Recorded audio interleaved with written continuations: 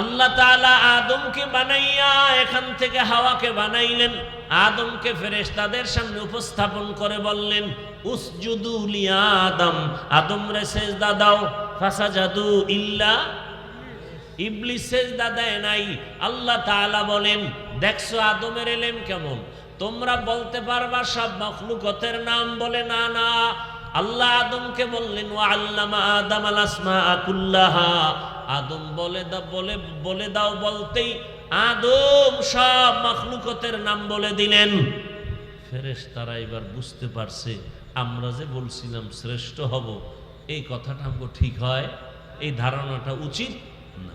এবার ভুল স্বীকার করে বলেন, সুবহানাকা লা ইলমা লানা ইল্লা মা আল্লামতানা ইন্নাকা আনতাল আলিমুল হাকীম।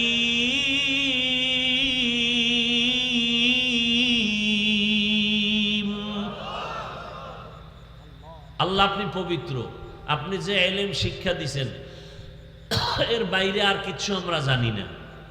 আর মনে মনে যে ভাবছিলাম শ্রেষ্ঠ হব, ওই ধারণাটা ভুল, দয়া করে ক্ষমা করে দেন। আচ্ছা, এই যে ক্ষমা চাইলেন, একটা ওসিলা পেশ করলেন। কি কথা বলেন না কেন? ওসিলা কি? ওসিলা আমল। ওসিলা কি? আমল। অনেকে বলে আমগো দেশে নতুন নতুন মুফতি, আলেহা মুফতি কয় আমগো বরিশাল্লা ভাষায়, লেখতে জানে না, মুসবার জন। এরা ফতুয়া দেয় ওসিলা দিয়া দোয়া করা বেদাত, আর আমি আজ বলে গেলাম ওসিলা পেশ করে দোয়া করা সুন্নাত। ওসিলা দিয়া দোয়া করা, ফেরেশতারা ওসিলা পেশ করলেন। কি? এখান থেকে আমরা যে প্রথম আসমান দেখি, এইরকম আসমান আছে কয়টা? কথা বলেন না কেন? এক আসমান থেকে আর এক আসমানের মাঝখানে ফাঁকা জায়গা, মহাশূন্য, 500 বছরের দূরত্ব। এইভাবে 7 আসমান, 7 আসমানের উপর একটা ঘর আছে, নূরের ঘর, কাবা। কিসের বানানো? নূরের। ফেরেশতাদের কাবা। এমন কি আজকেও কিতাবে দেখলাম, আস্তে আস্তে যতটা জমিন আছে প্রত্যেকটা জমিনে কাবা আছে, যতটা আসমান আছে প্রত্যেকটা আসমানে কাবা আছে। ফেরেশতাদের কাবা 7 আসমানের উপরে, নাম বাইতুল মামুর। মুহূর্তে 70,000 রহমতের ফেরেশতারা তওয়াফ করে। আজকে যাদের সিরিয়াল আসছে, কিয়ামতের আগে আর সিরিয়াল নেই। কি পরিমাণ ফেরেশতা আল্লাহ বানাইছে! আল্লাহ তাআলার কাছে ফেরেশতারা বলেন, আল্লাহ বাইতুল মামুর যে তওয়াফ করলাম, ওই তওয়াফের ওসিলায় আমাদের মাফ করে দাও। আল্লাহ কয়, তোরা গুনাহ চিনই না, সামান্য একটু ধারণার ভুলের জন্য একটা তাওয়াফকে ওসিলা বানাইলি ক্ষমার, আর আমি যাদের শ্রেষ্ঠ বানাবো তারা তো কত গুনাহ করবে। হাতের গুনাহ, চোখের গুনাহ, জবানের গুনাহ, অন্তরের গুনাহ, শিরিকের গুনাহ, কুফরের গুনাহ। তাহলে তাদের জন্য তো এরকম একটা ক্ষমার ওসিলা পেশ করার ব্যবস্থা করা দরকার। আল্লাহ কা জিবরাইল, এবার যাও বাইতুল্লাহ বানাও। আর ঘোষণা দিয়ে দিলেন, বাইতুল্লাহ তাওয়াফ কইরেই যে আল্লাহর কাছে লাব্বাইক বলবে, এর জীবনের সব গুনাহ মাফ। ইন্না আউওয়ালা বাইতিন উযিআ লিন-নাস লাল্লাযী বিবাক্কাতা মুবারাকান ওয়া হুদাল লিল আলামিন।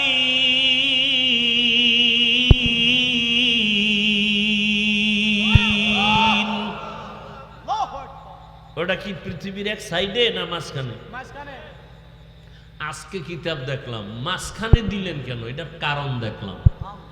মাঝখানের কারণ লেখছে যে একটা 4 দেয়ালের রুম, সেই যে আদম নবী যে কাবা বানাইছিলেন, ওই কাবা ইব্রাহিম নবী বানাইছেন, আদম নবী বানাইছেন। উপরে ছাদ ছিল না, ছাদ খোলা ছিল, খোলা। বুঝেন না কথা? এরপরে বাইতুল্লাহর দরজা কয়টা দেখছেন আপনারা এখন? কথা বলেন। একটা, ঠিক ওই বরাবর ওই পাশে আরেকটা দরজা, 2 দরজা ছিল বাইতুল্লাহ। এবং ওই যে সাইডে যে হাতিমে কাবা, এটা আসলে পুরাটাই কাবা ছিল। এটা অর্ধেক বাদ পড়লো কেন? অর্ধেক না, কিছু অংশ বাদ পড়লো কেন? এই জন্য বাইতুল্লাহর ভিতরে ঢুইকা নামাজ পড়লে যে বরকত, হাতিমে কাবা ওই যে সাইট, ওখানে ঢুইকা নামাজ পড়লে একই সমান বরকত। হাতিমে কাবা, আল্লাহু আকবার। এখন তো আমাদের আবেগের কারণে সৌদি গভর্নমেন্ট প্রশাসন খুব কঠোর হয়ে গেছে। যাইয়া সুমা টমা দিয়া, সুমা দিবে হজরে আসওয়াদরে, দেয় মানুষের পাশারু, সুমা দিবে হজরে আসওয়াদরে দিয়া ওই দেওয়াল সুমায় দেওয়াল, যা পায় তাই। এই আবেগ দেখা সৌদি গভর্নমেন্ট প্রশাসন দিয়ে আরো কঠোর করে বলেছে। নবী বলছেন, আজকেও হাদিস দেখলাম যে তোমরা হজরে আসওয়াদ পাথরকে বেশি চুমা দাও সুযোগ পেলেই, কারণ তোমার জীবনের গুনাহ টেনে নিয়ে যাবে। জান্নাতের ডাইরেক্ট পাথর। এই পাথর চুরি হয়ে গেছিল, এই খবরও তো নাই। 22 বছর বাইতুল্লাহ পাথর ছিল না, মানে হজরে আসওয়াদ ছিল না। ইয়ামানের বাদশা চুরি করে নিয়ে গেছিল। সারা দুনিয়ার মুসলমান আন্দোলন করার পরে এই পাথর চলে আসছে। আচ্ছা, আপনারা দেখছেননি হজরে আসওয়াদের গোড়ায় পুলিশ দাঁড়ানো? দেখছি। পাড়া খায় মানুষে, মইরা যায়, মহিলারা চিল্লায়, পুলিশ ও উপরে চাইয়া দিছে, ওখানে দেখেও না যে মইরা ভুষ হয়ে যায়। তাহলে পুলিশের কাম কি? পুলিশের কাজ হলো পাথর পাহারা দেওয়া।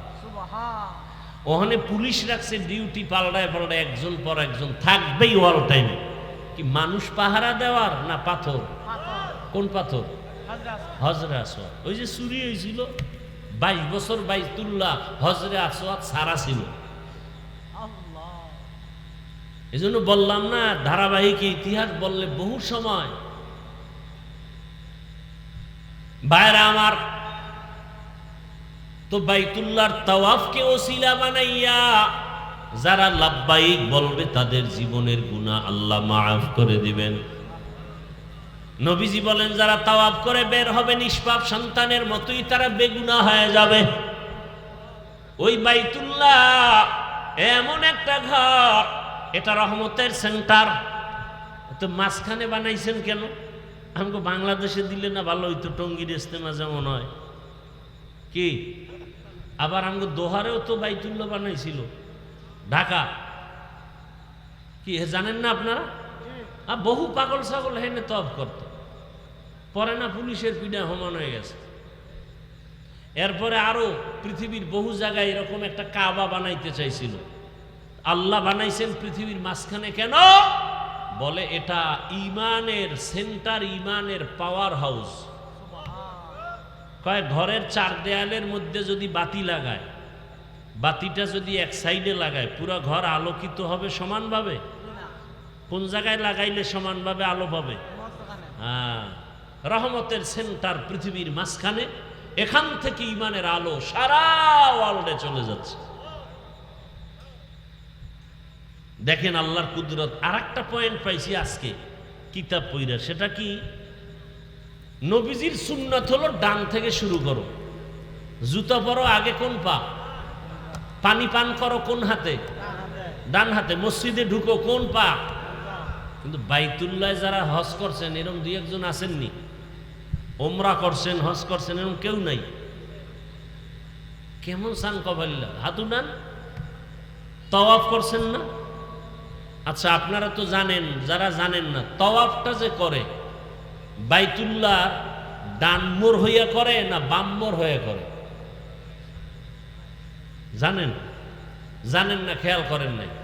হজরে আসওয়াদ থেকে তাওয়াফ শুরু, হজরে আসওয়াদ থেকে, ওখান থেকে তাওয়াফ শুরু। কি পিছনে না ওদিকে? বামে। অর্থাৎ আমার এই বাম সিনা থাকবে বাইতুল্লাহর দিকে, এই বাম পাশ থাকবে কই? তাহলে বাম দিকে ঘুরে, বারবার বাম দিকে ঘুরে। কয় চক্কর? 7টা। সব দিকে ডান। তাওয়াফে কেন বাম? সব কাজে ডান, সুন্নত। তাওয়াফ করতে কেন বাম সাইড? এর কয়েকটা কারণের একটা বলি।